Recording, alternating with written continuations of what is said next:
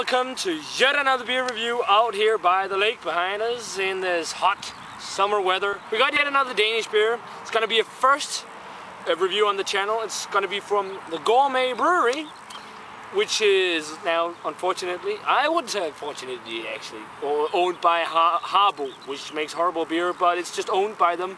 It's the same recipes and all, so it should be fine. I made some okay beers. I've had a few. I've had the barley wine. I've actually had this one about 3 years ago called FinAle, or FinAle.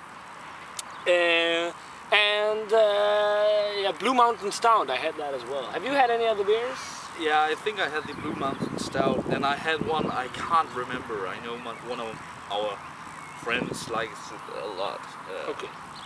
I can't remember the name, but I have a couple of beers from it. Yeah, I believe it's the same. Yeah, it's Gourmetbryggeriet. It's the same company now that makes Ølfabrikken beers, which I reviewed their pale ale and their Easter beer. I should have reviewed the porter when you still were able to get it, because that was brewed by Christian Skovdal Andersen, the current head brewer beer here, an awesome dude. But he's not involved with Ølfabrikken anymore. It's been a long time since he has been. But this is got nothing to do with Ølfabrikken. It's the same company that owns Ølfabrikken. But it's the FinAle, or FinAle, means fine ale or FinAle. FinAle? Yeah, whatever. It's an American style pale ale. Now I've had this, you know, before when they released it first, it was in bombers. 6.5. Yeah, it was in big 22-ounce bombers, but now it's only in half-liter bottles. It's an American pale ale, as I said, it's on 6.5% alcohol. It says here on the side, this is really cool. It says which glass to use and a description. But we're not using this glass. It says that you should serve it around 7 degrees Celsius. This is maybe around 7 or 8. And then it says an American West Coast pale ale with lots of Cascade hops.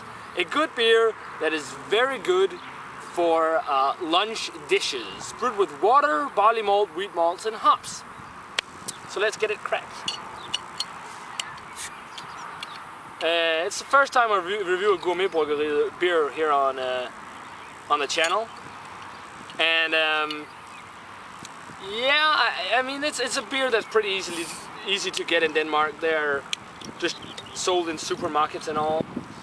So if you're in Denmark, you should be able to get it. The cap here is a G and a B for the Gourmetbryeriet. Okay guys, we got the beer poured here, and I must say, this is the darkest American pale ale I've ever seen.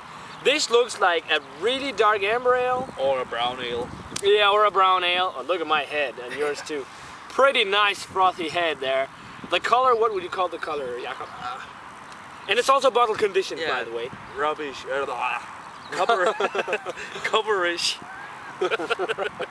A red cobberish color is what he was trying to say, and not a red rubberish or a rubbish color. But I agree, it's very reddish. It looks a lot like amber ale when you hold it up to the light. It is hazy, a lot of hop haze going on.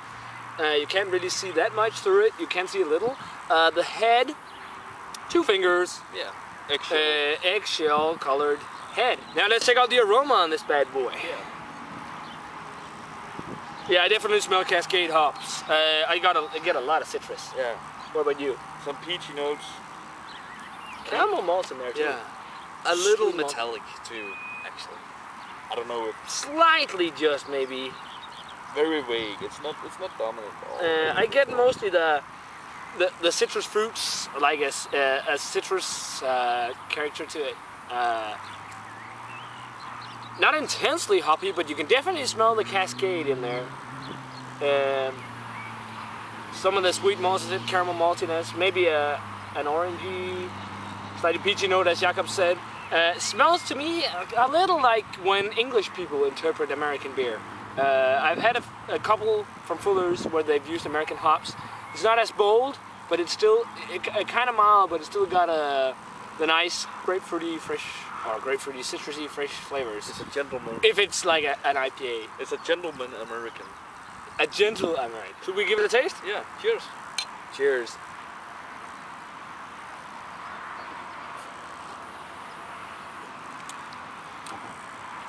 That's pretty solid. It's very solid. Some caramels. Yeah, definitely caramel malt. The citrus in there too. It doesn't taste like an extremely fresh bottle, unfortunately. No. Well, maybe it is, because I guess it's not brewed. As I said, with British beers where they use American hops, it's not as bold and big. It says it's best before 2012, so it should be good. But I'm guessing that's like a year it was brewed, probably around January. Okay, then it is an old bottle for a hoppy beer. But the other caramel, what would you call the body? Medium. I'd go medium.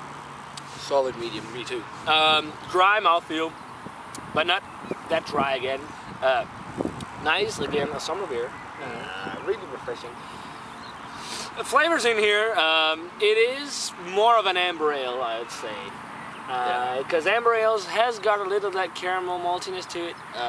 Somewhat of it depends what hop you use, but somewhat of that citrus, orange, tangerine kind of flavor. Peachy notes, as you mentioned. Yeah. Rating-wise for me, for the Gourmetbryggeriet, FinAle, whatever.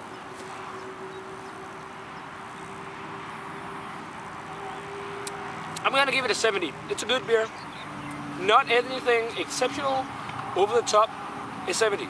Good beer. I would definitely pick this up again. I mean, it was only 13 kronas. Keep that in mind. For a craft beer, that is really cheap. So you get some bang for your buck, as you say. All right, Chris. Yeah, Chris always says that, but 70. It's good. I could easily drink a few of these. It's very sessionable. I'm going 75. Also because of the price, the balance. Not because of the price, but the balance in beer. It's easily drinkable. It's perfect for a hot summer's day. Yeah, and I mean, if you compare prices with some Tuborgs and all, I mean, it's got more in alcohol. I mean, buying a bottle of that, of the FinAle, or FinAle, it's kind of like buying one or two bottles of like a Tuborg or Carlsberg, and the price is the same. I'd rather pick this up. So yeah, so it's actually a big surprise. Yeah,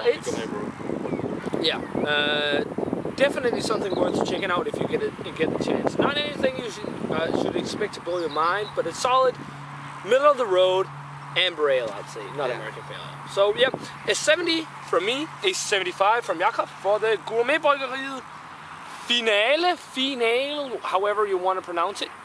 Solid brew. Let us know what you think of it if you've had it, guys. As always, remember to comment, subscribe, check out my Facebook fan page, and I'm also on Twitter now at Master of Hoppets.